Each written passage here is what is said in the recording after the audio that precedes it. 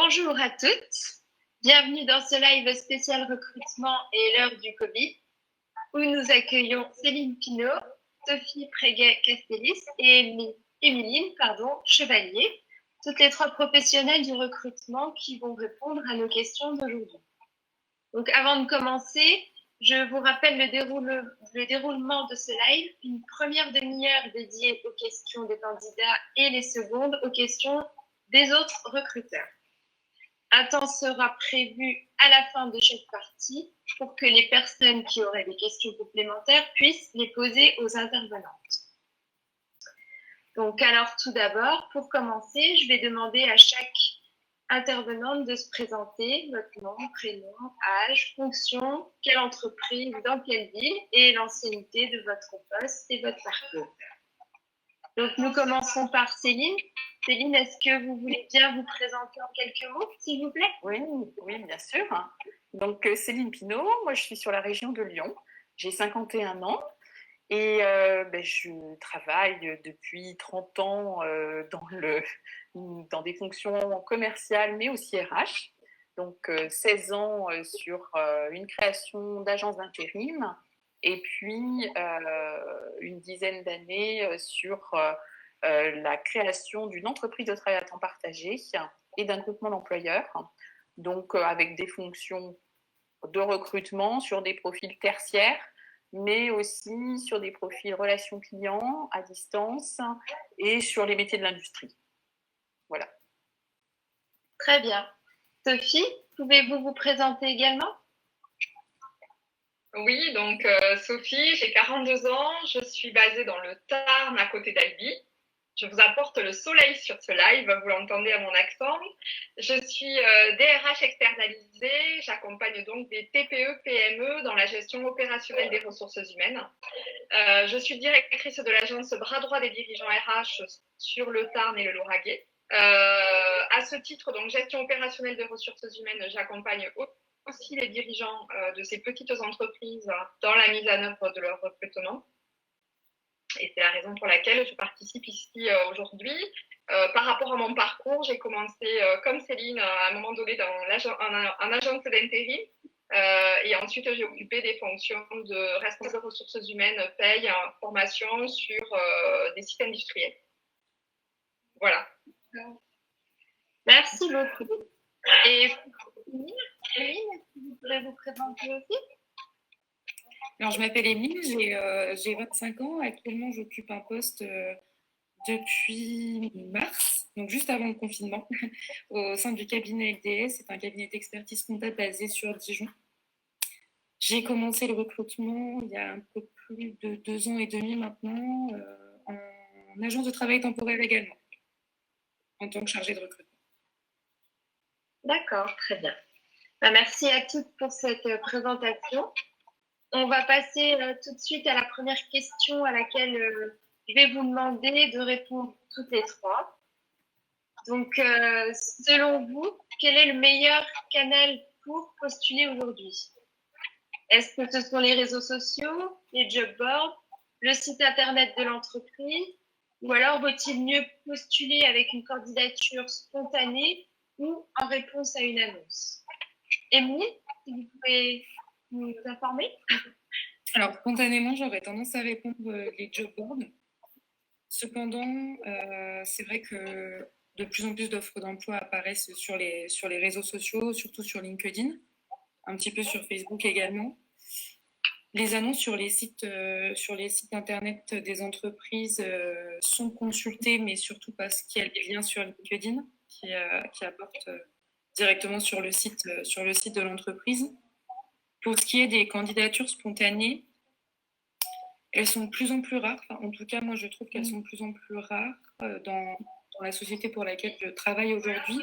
En agence de travail temporaire, c'est un peu différent parce que spontanément, on se déplace en agence, on postule directement sur la boîte mail de l'agence. Mais dans un cabinet, en tout cas, d'expertise comptable, on n'a pas énormément de candidatures spontanées. Et pour la dernière question, pour les réponses aux annonces en ligne,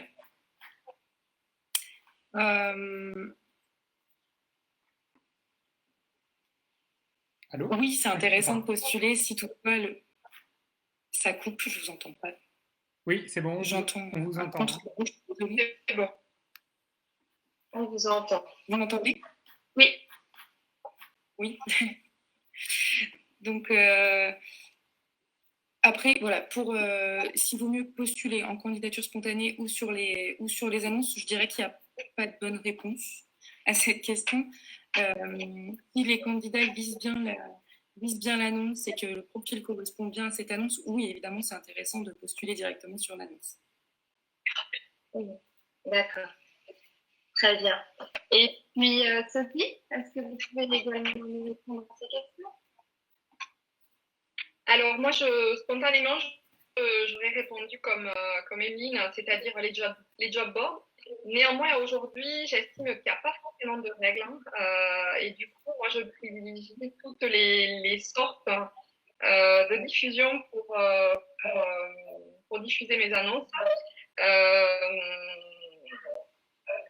Je suis d'accord qu'effectivement, on a de moins en moins de candidatures spontanées. Néanmoins, force est de constater, c'est que le peu de candidatures spontanées que je reçois, elles sont en général qualifiées. Et du coup, je les garde. Et bien souvent, sur les dernières candidatures que j'ai reçues, quand bien même je ne les ai pas recrutées immédiatement, les candidatures que j'ai gardées et sur les dernières, je les ai recrutées dans les mois qui ont suivi. D'accord. Voilà. D'accord. Et puis vous, Simon? Moi, j'aurais dit un bon mix de tout ça, parce que je pense qu'un candidat, il a intérêt à multiplier ses chances. Pour moi, les candidatures spontanées, souvent, elles sont faites, on ne sait pas s'il y a un besoin en face dans l'entreprise. Donc, elles sont un peu plus aléatoires, néanmoins, elles valent le coup d'être tentées si on a une vraie envie de travailler pour cette entreprise ou un vrai projet vis-à-vis de cette entreprise. Donc, si la candidature est bien faite, elle peut vraiment être attractive pour le recruteur. Et après, évidemment, tous les canaux sont bons à prendre. Ouais. Et les réseaux sociaux permettent aussi une bonne mise en relation, notamment LinkedIn, le réseau professionnel, est quand même un réseau montant pour approcher quelquefois des managers et se faire repérer par des managers et rentrer ensuite dans le processus de recrutement avec les RH. Donc, c'est une bonne tactique. D'accord. Très bien. Maintenant, on va parler concernant la candidature, le CV, les lettres de motivation. Emeline, du coup, d'après vous, sur quoi devront miser les candidats dans les prochaines semaines lorsqu'ils font une candidature? Est-ce que c'est plutôt les CV, plutôt les lettres de motivation, les deux, ou alors autre chose, une offre du candidat directement sur un réseau social ou autre? Emeline, si vous pouvez, voilà. Alors, moi, j'aurais tendance à répondre le CV, à condition que celui soit complet, assez dynamique et avec un fil conducteur. Sans trop de détails, si je peux me donner ce conseil, c'est de ne pas mettre toutes les missions et tous les détails de chaque poste, parce qu'un CV peut être vite illisible. En ce qui concerne la lettre de motivation, elles peuvent être de plus en plus rares. Moi, une candidature sans lettre de motivation, ça ne me dérange pas du tout. Souvent, on a des lettres de motivation très intéressantes, comme beaucoup de copier-coller, malheureusement. Et ça perd un peu tout son sens. La candidature perd tout son sens, à mon sens en tout cas. Et j'ai reçu aussi quelques CV vidéo. Et ça, c'est assez intéressant aussi. Ça permet d'avoir une certaine... on voit tout de suite la personnalité du candidat, etc. Et c'est vraiment sympa. Ça permet aussi de se démarquer, d'ailleurs. Oui. Oui, on entend, on voit en même temps, et du coup, ça parle beaucoup mieux que uniquement un écrit. Tout à fait. Et je soulignerai également l'importance des hard skills et des soft skills, notamment pour les jeunes, les candidatures plutôt juniors, n'ont pas forcément de réelles compétences professionnelles, étant donné qu'elles sortent d'études, donc elles ont toute la théorie. Mais c'est important, aujourd'hui, on recrute beaucoup à la personnalité et mettre en avant ses qualités personnelles, c'est aussi très intéressant. D'accord. Très bien. Ben, merci beaucoup. Et vous, Sophie, qu'en pensez-vous? Alors moi, effectivement, sur certains postes, je ne demande uniquement que le CV et les motivations. Donc pour moi, les motivations peuvent faire l'objet d'un titre en haut du CV, tout simplement, sans forcément avoir de rédactionnel derrière avec une lettre de motivation, je dirais, classique. C'est vrai que j'appelle que le candidat fasse l'effort de noter quelques motivations sur une partie de son CV. Certains de mes clients continuent effectivement à me demander la lettre de motivation, surtout sur des postes, je dirais, où il y a un rôle d'encadrement, de management ou bien de poste de directeur de site, par exemple. Et là, à ce moment-là, la lettre de motivation a un intérêt uniquement, effectivement, si elle est argumentée, si on voit que la personne s'est renseignée sur l'entreprise, voilà, s'il y a un intérêt, s'il y a une certaine réflexion. Je rejoins Emeline, c'est-à-dire que si effectivement c'est un copier-coller de lettres standard bateau, ça n'a aucun intérêt. Donc, autant l'envoyer qu'un CV bien structuré et bien construit. Voilà. Très bien. Et vous, Je pense qu'on, même si le savoir-être est vraiment une donnée montante, et heureusement, on a encore des réflexes en France qui fait qu'on regarde vite le CV, mais on passe aussi que quelques secondes sur le CV, donc il faut qu'il soit clair, concis. Et moi, je trouve qu'avoir une accroche vraiment personnalisée en fonction de l'annonce à laquelle on répond ou le besoin aux besoins auxquels on répond est vraiment important, donc une accroche en haut du CV. Quant à la lettre de motivation, moi je la regardais pas forcément toujours il y a quelques années, et plus ça va, plus j'y attache de l'importance. Alors évidemment, quand c'est une lettre de motivation qui est pertinente, hein, parce qu'on est d'accord, le copier-coller, ça c'est plutôt rédhibitoire, hein. Mais du coup, ça permet aussi d'avoir des informations sur la capacité rédactionnelle, voir si le candidat est allé chercher vraiment des informations et quel intérêt il a pour l'entreprise. Oui. D'accord, d'accord. Et vous, Emeline, niveau question similaire, mais pour les lettres de motivation, que faudra-t-il mettre en avant, selon vous, dans ces lettres dans les jours prochains? Alors, je rejoins un peu ce que Céline et Sophie disaient. L'intérêt pour le poste et les réelles motivations, encore une fois, à condition que ce ne soit pas un copier-coller, quelque chose de très personnel. Les lettres de motivation servent également, en général, je les lis beaucoup, hein, si je vois que justement la personne y a passé du temps dessus, pour les déménagements interrégions, où c'est parfois difficile quand on voit un CV, je dirais de l'Aude par exemple, pour travailler dans le 21, ça explique aussi s'il y a un rapprochement familial, etc. Les lettres de motivation servent aussi à mettre en avant la personnalité. Parfois, quelqu'un qui a beaucoup d'expérience, qui ne peut pas faire un CV de 4 pages, ça permet aussi de mettre en avant les expériences professionnelles passées et peut-être lointaines, entre guillemets. Voilà ce que je pourrais dire. Vraiment, il faut qu'elles soient personnelles. Les lettres de motivation impersonnelles, on les connaît. On n'a pas besoin de les voir. Il faut vraiment qu'elles soient personnalisées. D'accord. Maintenant, on va passer à la partie entretien. Donc, on avance donc la phase de la sélection des candidats et on passe à l'entretien. Donc, je vais vous poser la question à toutes les trois également. Je pose à nouveau cette question à vous trois. Selon vous, qu'est-ce qu'il faut dire en entretien et qu'est-ce qu'il faut éviter de dire pour être recruté? Emeline?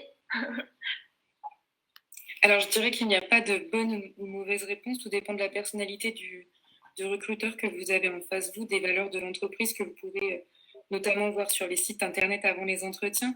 Les choses à éviter, par exemple pour un poste où on demande de la discrétion, ce serait de couper la parole tout le temps à l'interlocuteur en face, de dénigrer son ancien patron. On ne sait jamais, hein, le monde est petit. À l'heure des entretiens visio, faites aussi attention à l'environnement qui vous entoure, à la pièce dans laquelle vous faites l'entretien, qu'il n'y ait pas, je ne sais pas, un poster ou quelque chose qui pourrait donner une mauvaise image de votre personnalité. Et assurez-vous bien que la connexion fonctionne et que le lien fonctionne. D'accord. Très bien. Et vous, Sophie? Alors, je vais juste faire un exemple d'un entretien que j'ai fait la semaine dernière où j'avais une personne qui avait un trou, entre guillemets, sur le CV. Et du coup, ce candidat a justifié de manière très naturelle, hein, très spontanée, de ce temps off sur le CV. Et du coup, j'ai particulièrement apprécié son honnêteté. Et du coup, ça a été le candidat que j'ai présenté à mon client ce matin. Et bien évidemment, il m'a posé cette question-là. Donc, j'ai expliqué que pour des raisons personnelles, ce candidat n'avait pas pu travailler pendant plusieurs mois. Et on est passé à autre chose. Et c'est le premier qu'il va rencontrer cette semaine pour l'entretien en face à face. Donc voilà, un conseil aux candidats, c'est si effectivement vous avez un moment off au niveau de votre CV, c'est d'être en mesure de l'expliquer de la façon la plus naturelle possible pour passer voilà, rapidement sur ce moment-là et puis après rebondir sur les éléments marquants du parcours professionnel. Voilà. Oui, très bien. C'est bon. Qu'est-ce qu'il pourrait dire et ne pas dire Je pense que pour rendre service à la fois aux candidats et aux recruteurs, le but c'est d'être authentique. Parce que si on se survend, on pourra éventuellement obtenir le job, mais on sera mal dans sa peau quand on sera en poste. Donc ça rendra service à personne et probablement la période d'essai ne sera pas concluante. Et puis, deuxième chose, je pense qu'un entretien, c'est comme un entretien de recrutement, c'est comme n'importe quel autre entretien, ça te prépare.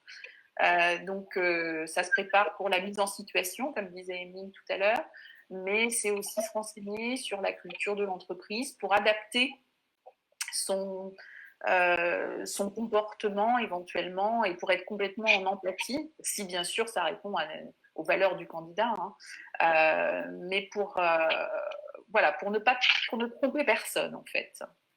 Je pense que faites confiance et du coup la confiance s'installera entre vous et les recruteurs. Oui, très bien. Donc oui, si j'ai bien compris, c'est vraiment créer ce lien l'un avec l'autre de manière honnête, en étant, voilà, qu'il y ait ce petit. Ouais. Et pour poursuivre, quand vous avancez, je sais pas, vous êtes tenace ou vous êtes ponctuel, vraiment d'apporter les preuves de ce que vous dites. Donc en expliquant par les choses que vous avez réalisées. Voilà, je suis tenace, et bien oui, j'ai appelé tel client et pu conclure le contrat parce que je l'ai relancé 3 fois.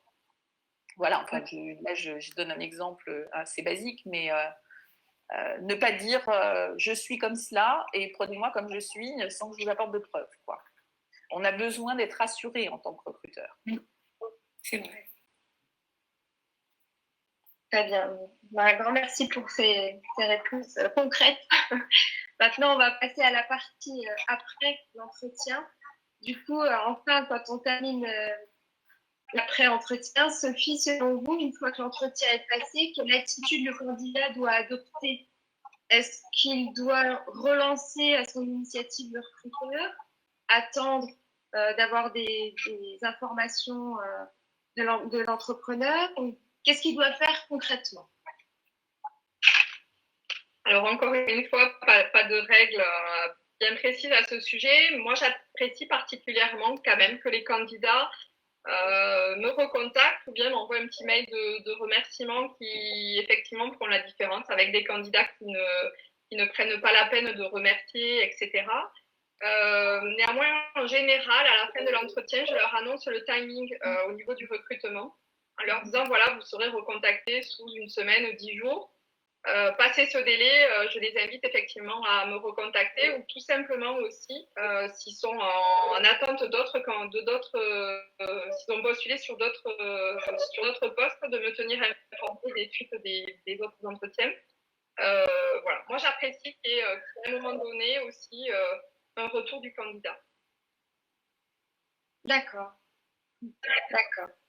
Donc, du coup, on va passer à la partie 1 et 2. Voilà. Bien, merci beaucoup à toutes les trois. On va maintenant prendre quelques minutes pour répondre à 2 ou 3 questions éventuelles des candidats. Donc, Alors, Yann, oui, pour l'instant, on n'a pas eu de questions de la part des candidats, mais c'est pas grave. Moi, j'en avais une ou deux à rajouter. Ça va permettre de combler en attendant de passer à la seconde partie. Donc, vous avez beaucoup parlé des lettres de motivation, voilà, des CV, etc. Moi, je voulais faire un focus un petit peu sur le CV et par rapport au hobby et aux loisirs. Alors, on entend souvent qu'il faut en parler, mais justement lesquels il faut indiquer pour éviter de tomber dans le, on va dire, pour éviter de tomber dans le piège un petit peu de mettre du hobby qui est utilisé par tout le monde, ou alors au contraire les hobbies qu'il faut vraiment valoriser. Voilà, donc là cette question je la pose à toutes les trois, pardon. Céline, peut-être vous pouvez me répondre par rapport à ça? Oui, complètement. Alors, moi, c'est pas quelque chose que je regarde en priorité, mais c'est toujours un point intéressant. Je pense que c'est pas la peine de noter cinéma, lecture et cuisine, parce que ça apporte rien. Ouais. En revanche, si vous avez des activités associatives qui montrent votre engagement et que vous êtes sur un poste qui demande de l'engagement, c'est très intéressant.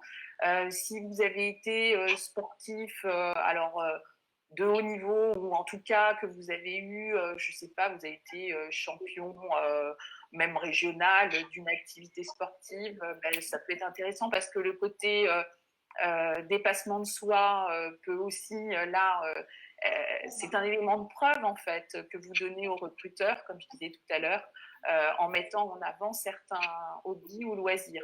Après, il faut être vigilant parce que si vous marquez par exemple que vous appartenez à un parti politique, ça peut là vous desservir. Donc, il faut vraiment mesurer en fonction de l'entreprise pour laquelle vous allez envoyer votre CV. D'accord. Et voilà. Emeline, vous en pensez quoi? Je suis assez d'accord avec ce que dit Céline, encore une fois. L'authenticité de votre personnalité, il faut qu'elle ressorte. Alors effectivement, lecture, cuisine et voyage, tout le monde apprécie. Après, voyage, si vous avez fait, je ne sais pas, par exemple, vous avez pris une année sabbatique pour faire le tour du monde, évidemment, c'est intéressant, c'est même très intéressant de le mettre en termes d'ouverture d'esprit. Mais je rejoins tout à fait ce que dit Céline et j'ai rien de plus intéressant à rajouter. D'accord. Merci à toutes les deux. Alors, une question aussi complémentaire pour moi. Ça m'est déjà arrivé à titre d'expérience qu'on me demande pourquoi je vous choisirais vous plutôt qu'une autre personne. Alors ça, on a toujours l'impression d'être dans un espèce de piège dans cette question. Qu'est-ce qu'il faut répondre lorsqu'un candidat, qu'est-ce qu'il faut répondre quand on nous pose cette question-là? Sophie, par exemple. Sophie, vous êtes avec nous? Alors, effectivement, c'est une question qui revient beaucoup. Et donc, le candidat qui a préparé son entretien, en général, il arrive quand même à y répondre de manière assez je dirais, spontanée. Il va reprendre effectivement les attendus en termes de savoir-être, et il va les mettre en avant à nouveau à ce moment-là. C'est une question en général qui clôture l'entretien et c'est le moment où le candidat peut se différencier. Donc effectivement, c'est à lui de tout lâcher, je dirais, pour convaincre le recruteur. Sur cette question-là, c'est que moi, je la pose effectivement, mais je mets aussi le candidat à l'aise en lui disant justement que ce n'est pas une question piège et qu'il prenne le temps de la réflexion pour y répondre. On n'est pas, voilà, on a le temps en entretien, on n'est pas là pour répondre du tac au tac. Et donc, c'est important aussi de mettre à l'aise le candidat et de lui donner un temps de réflexion pour qu'il réponde au mieux à la question. Voilà. Emeline, vous vouliez compléter, oui. Je crois. Je voulais compléter. Oui, je sais pas, je pensais que vous alliez... J'étais d'accord avec Sophie. D'accord, non, je pensais que vous vouliez prendre la parole juste avant.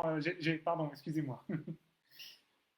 Non, mais je vous en prie. D'accord. Oui, donc vous avez peut-être... Est-ce que vous avez quelque chose à rajouter par rapport à ce que vient de dire Sophie, justement ou... Non, je la rejoins parfaitement et c'est ce qu'on conseille aussi aux candidats avant les entretiens, c'est de préparer effectivement donc l'entretien et ce genre de questions. Faut pas qu'elles soient dites pièges. C'est pas une question piège et prenez le temps d'y répondre. Okay. Le temps de la réflexion pour y répondre. Ça marche.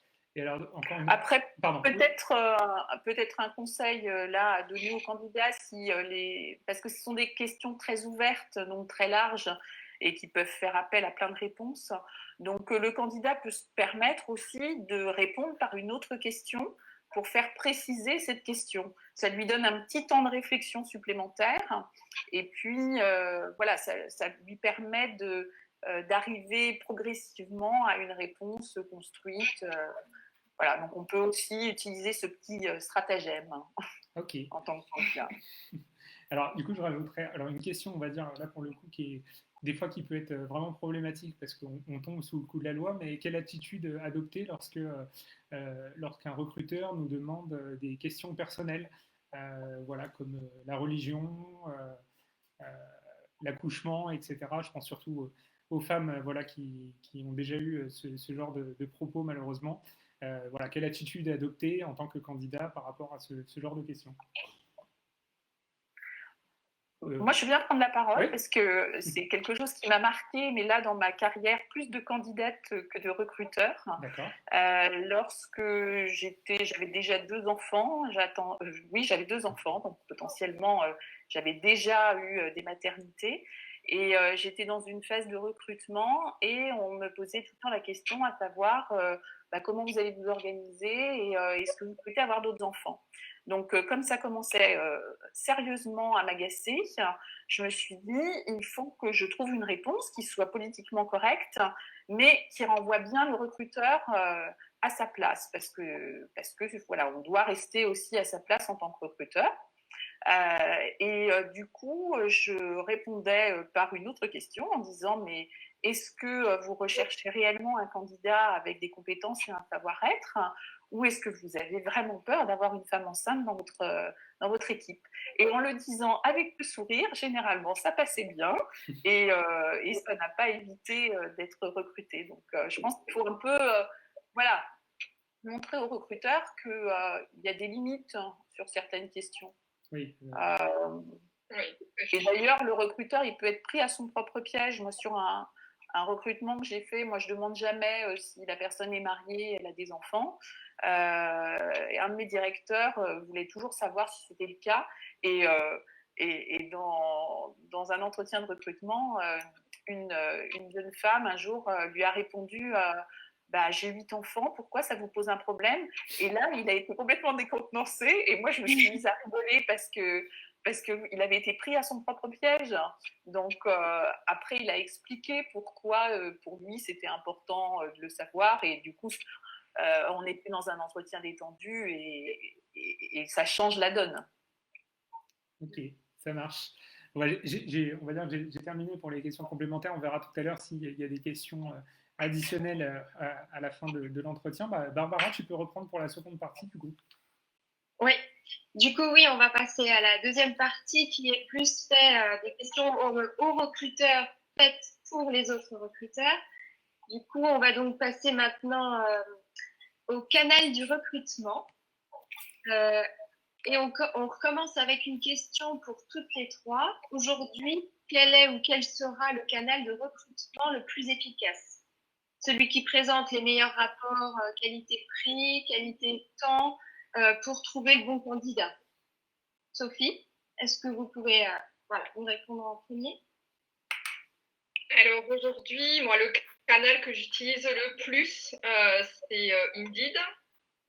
Pourquoi? Parce que d'un point de vue recruteur, il est très facile.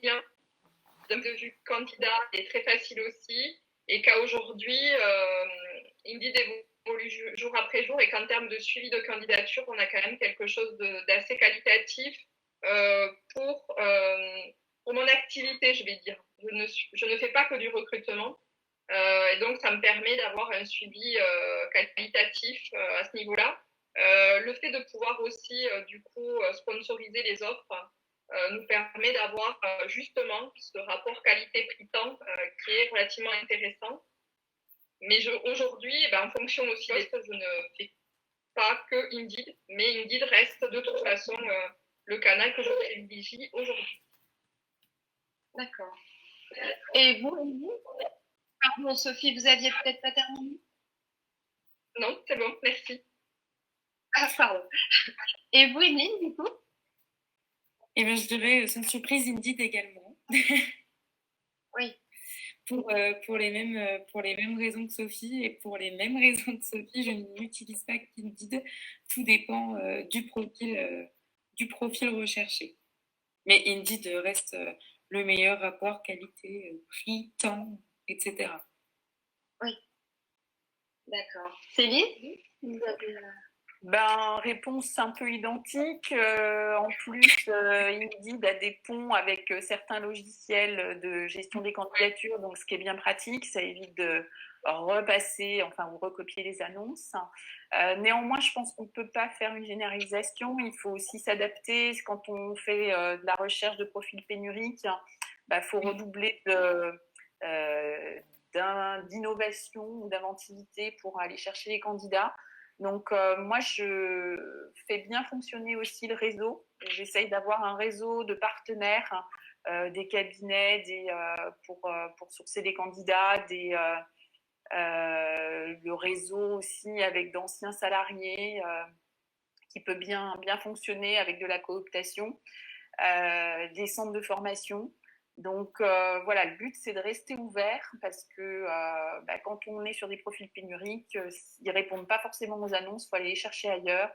C'est aussi aller chercher sur LinkedIn, voilà, si on a des besoins sur des postes bien précis, on peut un peu faire de la veille en amont. Et puis moi, j'ai pas mal recruté sur du temps partiel, donc voilà, les prescripteurs aussi tels que Cap Emploi peut être très intéressant pour aller chercher des profils à temps partiel. Donc oui. Sur des travailleurs handicapés qui sont vraiment en recherche de temps partiel. Oui, d'accord. Et puis pour la phase du coup sélection des candidats, est-ce que le recruteur a reçu plusieurs CV et candidatures? Selon vous, Emeline, comment il doit faire son choix pour arriver à dégager 2 ou 3 candidats? Une première sélection sera faite sur la correspondance des attentes du client ou du cabinet en ce qui me concerne, sur l'expérience professionnelle.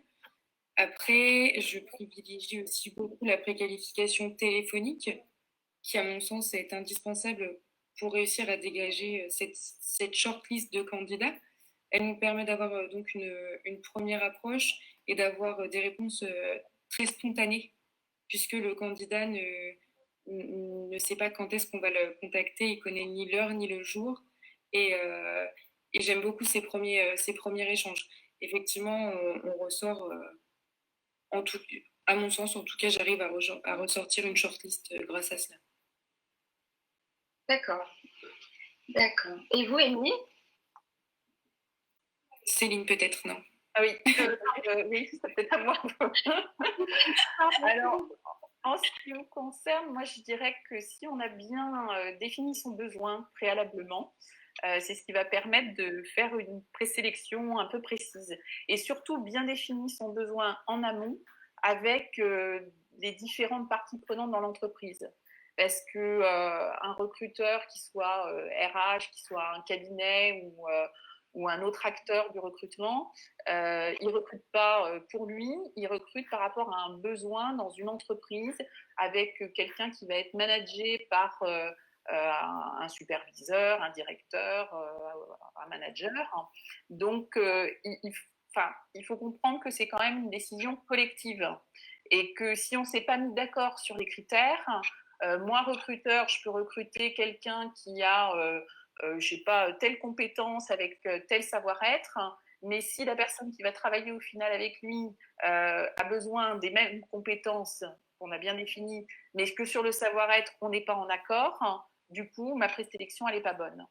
Donc, voilà, c'est bien de définir les critères obligatoires et éventuellement les critères rédhibitoires. Il ne faut pas avoir peur. De toute façon, un recrutement, c'est forcément une sélection. Donc, même sur les profils pénuriques, le but, c'est quand même d'avoir au moins un choix entre deux candidats et il faudra choisir et il faudra bien se mettre d'accord sur ce qui va éliminer l'un au profit de l'autre. D'accord.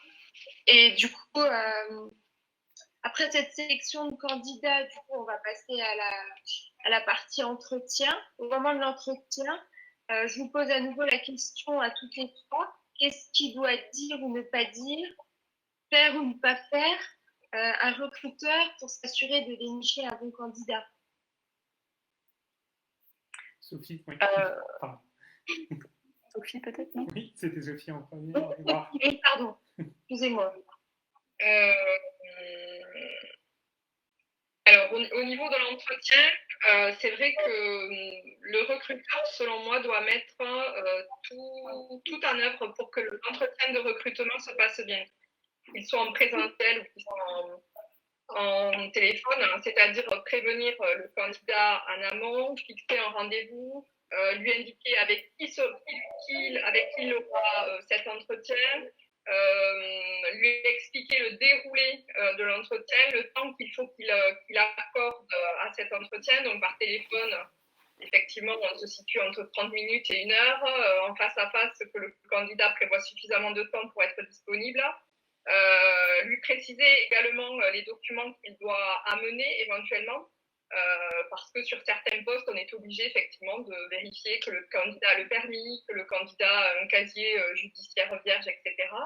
Donc pour moi, c'est vraiment voilà, mettre en confiance le candidat pour qu'il donne le meilleur de lui-même lors de l'entretien. Très bien. Et vous, Céline? Oui, je suis complètement. Et moi, j'ai pour habitude de dire que l'agressivité n'est surtout pas une posture à avoir vis-à-vis d'un candidat. On a autant besoin des candidats que les candidats ont à nous offrir. Ils ne sont pas demandeurs d'emploi, mais ils offrent bien leurs services. Et en tant que recruteur, quand ils arrivent face à un recruteur, il faut qu'ils se disent qu'on est vraiment à égalité. Et je pense que voilà, quand on met un candidat dans un climat de confiance, on obtient énormément. Alors que si on le met dans un climat où il n'est pas à l'aise, il va se méfier et forcément, il ne va pas tout nous dire, quoi. Donc ça, c'est vraiment la première chose. Après, je reviendrai sur le fait de ne pas survendre son poste, parce qu'on n'est pas là pour vendre un poste, on est là pour trouver un candidat qui va être en adéquation avec le besoin. Donc, ne pas vouloir absolument vendre son poste. Voilà, prendre une décision partagée, ça j'en ai parlé tout à l'heure. Et puis, bien l'informer des échéances, de la cadence et s'engager sur un délai de réponse et s'y tenir. Oui. Et un recrutement peut durer 4-5 entretiens. Pour moi, ça ne pose pas forcément de problème, mais il faut quand même que ce soit bien cadencé et qu'il ne se passe pas 3 mois entre le premier et le dernier, quoi. Oui. Et vous, Émilie? Difficile d'ajouter quelque chose de pertinent après cela. Je suis assez d'accord avec Céline et Sophie, notamment avec Céline. par rapport aux mensonges sur le poste, il faut être très clair avec le candidat. Le but n'étant pas de recruter pour 6 mois, si on recrute en CDI, hein, j'entends. C'est vraiment une collaboration avec le candidat devient collaborateur, donc pour la collaboration. Et pour cela, il faut que tout soit mis en œuvre pour que tout se passe bien. J'aime pas les entretiens trop. Alors, il y a un fil conducteur, mais trop structuré. Le dialogue est intéressant, mais aussi le candidat en confiance. On a autant. C'est pas un recrutement à sens unique. C'est vraiment. L'entreprise a besoin du candidat comme le candidat a besoin de l'entreprise, si je peux me permettre de m'exprimer ainsi. Un grand merci pour tous vos conseils d'entretien. Du coup, on va terminer après l'entretien et je pose la dernière question à Sophie. Sophie, quel conseil donneriez-vous à un recruteur pour effectuer le bon choix une fois que les entretiens sont passés avec l'ensemble des candidats? Alors moi, je termine quasiment systématiquement par un contrôle de référence. Contrôle de référence que je fais à l'aide d'un questionnaire, donc un formulaire que j'envoie au candidat. Le candidat complète cette attestation en m'indiquant les personnes que je peux contacter, en général hiérarchique, et je ne contacte bien évidemment que les personnes qui m'autorisent à contacter. Ces personnes-là, je leur pose des questions effectivement pour valider simplement les missions qui étaient les siennes lorsqu'il travaillait pour lui, la durée du contrat et effectivement voilà, la façon dont il s'est intégré à l'entreprise. C'est un petit échange qui dure 5-10 minutes, mais qui permet effectivement de me rassurer, de me conforter dans le choix final du candidat. Par expérience, ces contrôles de référence se passent à 95% du temps très bien. Rares sont les fois où effectivement sur des entretiens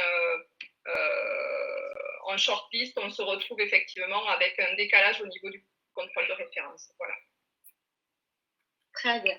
Un grand merci à toutes les trois. Hein.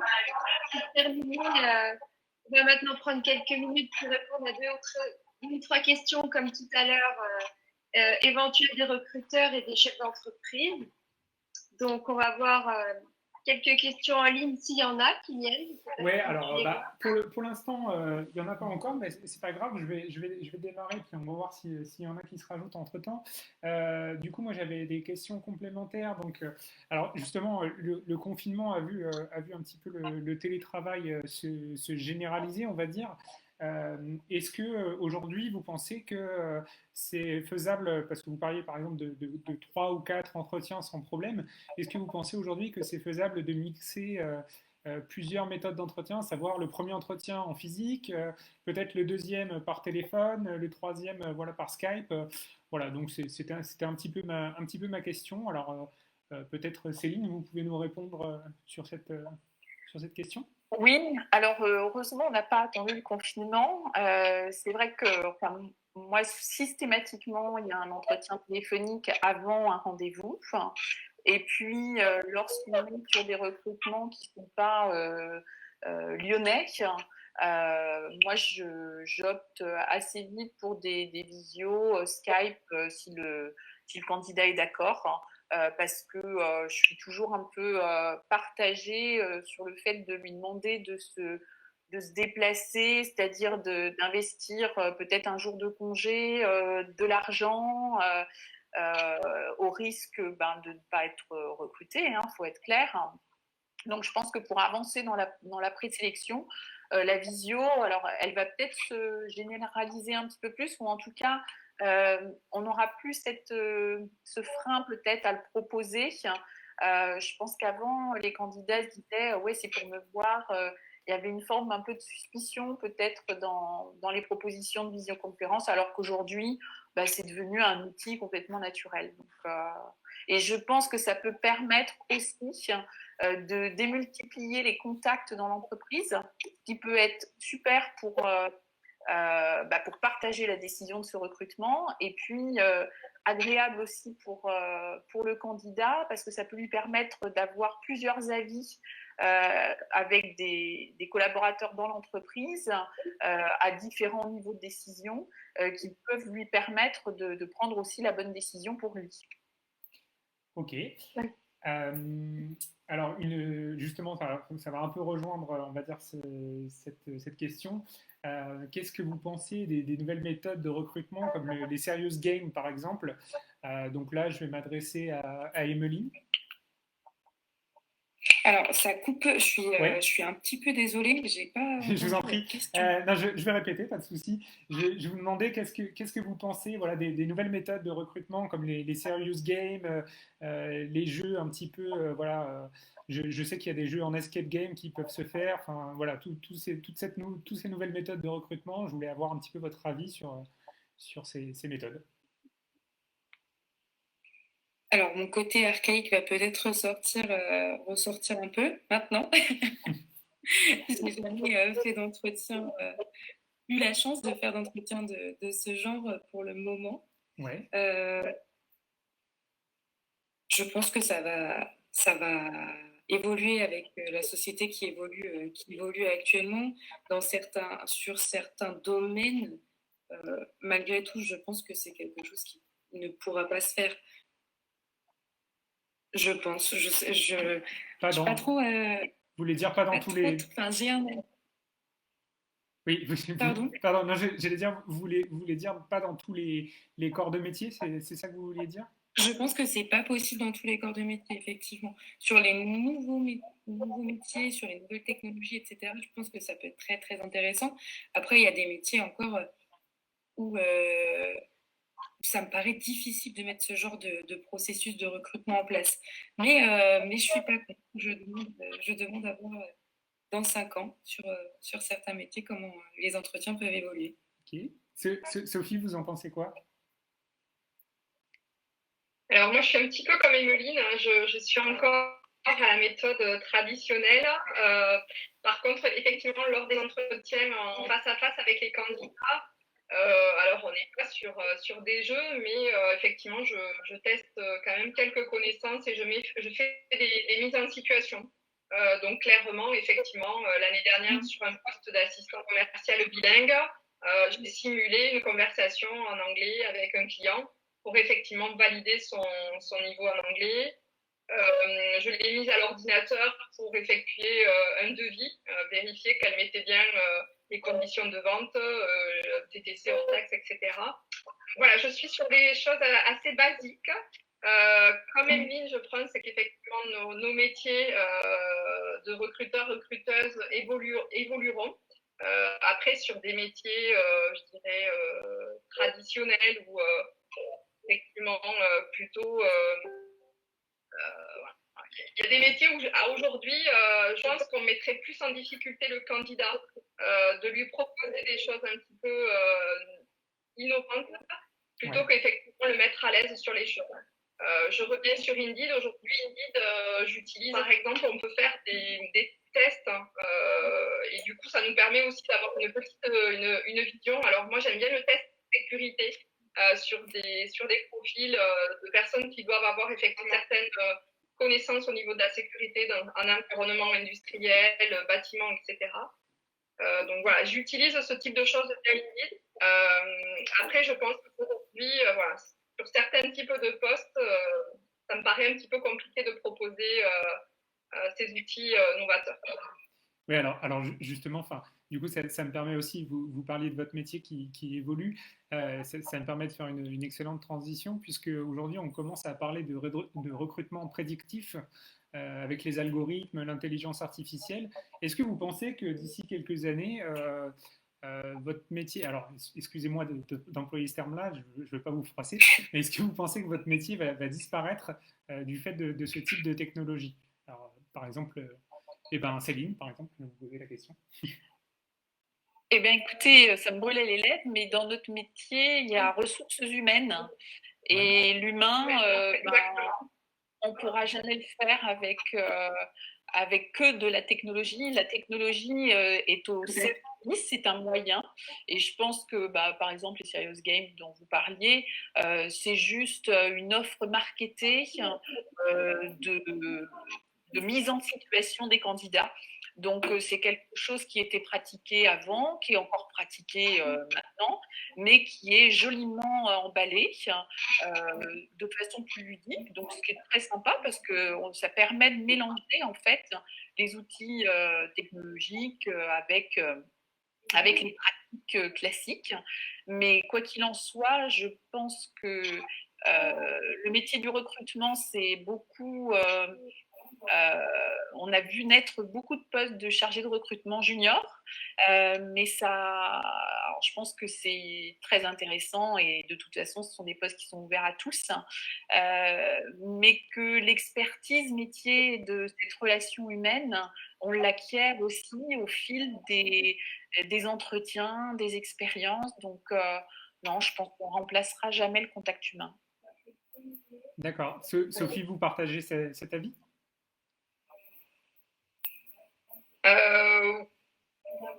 Oui, alors voilà, c'est exactement ce que j'aurais dit. Dans ressources, il y a le mot humain, et du coup, je pense pas qu'un jour l'intelligence artificielle pourra nous remplacer. Voilà, sinon, effectivement, sauf à ce que ce soit des robots qui travaillent à notre place et qu'on recrute des robots. Mais voilà, je suis convaincue qu'on aura quand même, on continuera à avoir un rôle à jouer, et j'espère qu'on continuera à avoir ce rôle à jouer. Je pense que sinon, on serait, voilà, ça sera dommage.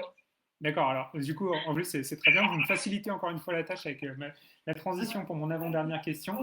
On a parlé tout à l'heure du choix d'un candidat. Moi, j'avais une question, alors on va dire c'est plus une question d'affinité. Comment un recruteur peut arriver à savoir, voilà, enfin, peut arriver à détecter qu'il y a vraiment une affinité avec le candidat, un courant qui passe?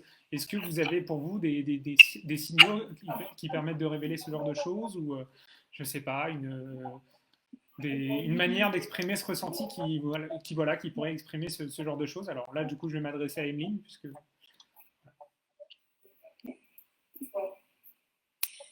Je me donne un petit délai de réflexion. Oui, je vous en prie, bien sûr, bien sûr.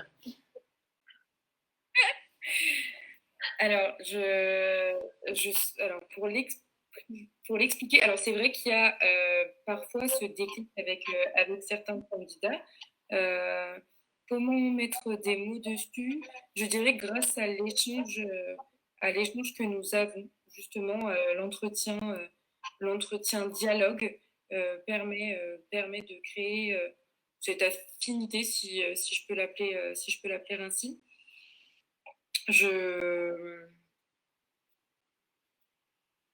Oui, je vois pas comment mettre vraiment des mots dessus. C'est un réel, un feeling. Oui. On est vraiment sur du ressenti, c'est-à-dire qu'il n'y a pas un test psychologique, enfin, il y a rien qui peut, à part un ressenti, il n'y a rien qui peut vraiment révéler cette affinité entre les deux personnes. Alors évidemment, il y a les tests de personnalité qui existent. J'en fais passer, ça m'arrive d'en faire pour certains postes. Mais en général, notre ressenti, si notre entretien est bien mené, il est difficile pour le candidat de nous mentir. Alors après, ça arrive, hein, le 100% n'existe pas dans notre métier. Et les tests psychologiques peuvent être contournés. Donc je me fie à mon feeling, mais souvent ça correspond quand même beaucoup. Ok. Donc du coup, merci. Et je vais finir par une dernière question, donc cette fois-ci à Céline. Alors, comment s'assurer? Alors là, on a passé toutes les phases de recrutement. Alors déjà, je ne sais pas si vous vous occupez de ce genre de choses, mais comment s'assurer de la bonne intégration du candidat pour le recruteur une fois que le candidat sera en poste? Qu'est-ce que le recruteur doit faire pour que le candidat se sente accueilli dans l'entreprise et doit pouvoir continuer sa mission voilà, en bonne, on va dire, en bonne intelligence et en bonne entente avec le recruteur? Alors si, justement, oui, le recrutement, ça ne s'arrête pas au recrutement. D'accord. Ça va jusqu'à l'intégration du salarié et même le suivi du salarié durant l'avancement de son poste. Donc, ce qui est important, c'est de faire des points d'étape réguliers, d'écouter les retours du candidat, éventuellement de lui attribuer des parrains ou des personnes qui vont pouvoir être pour entendre en fait les retours de ce nouveau salarié.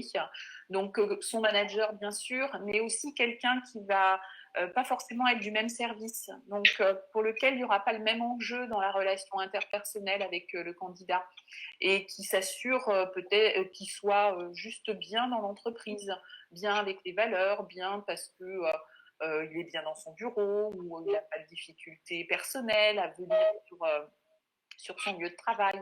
Et après, en ce qui concerne les objectifs de son poste, là, ce sera en effet plus avec son manager. Mais c'est d'être en veille sur tous les signaux qui peuvent exister sur les premières semaines et ne pas laisser pourrir une situation ou ne pas se dire ah tiens, il a fait ça, c'est curieux, oh, c'est pas grave, ce sera mieux demain. Non, il faut vraiment traiter tous les signaux. Et du coup, là, ça permet, je dirais, que chacun puisse s'exprimer, donc soit pour recadrer, parce que quelquefois, ce sont des choses minimes, infimes, mais parfois, ce sont des choses qui vont vraiment nous éclater en plein vol et vont faire que peut-être le candidat ne reviendra pas le lendemain et on ne comprendra pas pourquoi. Donc, faut être hyper ouvert, hyper attentif. Très bien, et merci. construire ensemble cette relation de confiance. Merci Céline. Oui. Barbara, je te laisse terminer. Oui, en tout cas, oui, c'est un grand merci à toutes et à tous d'avoir suivi ce live et surtout un grand merci à toutes les trois, hein, mesdames, pour votre disponibilité et puis tous vos précieux conseils dits avec le cœur et avec vraiment, on sent votre honnêteté. Donc vraiment, il y a ce ressenti de votre bon échange qui peut aider beaucoup de monde, les entrepreneurs et les candidats. Donc un grand merci à toutes les trois. Merci beaucoup. Merci. Au revoir Sophie, au revoir Céline, et au revoir Emeline, et au revoir Barbara. Au revoir. Et au revoir mesdames. Au revoir, bonne soirée. Bonne soirée. Bonne soirée à vous.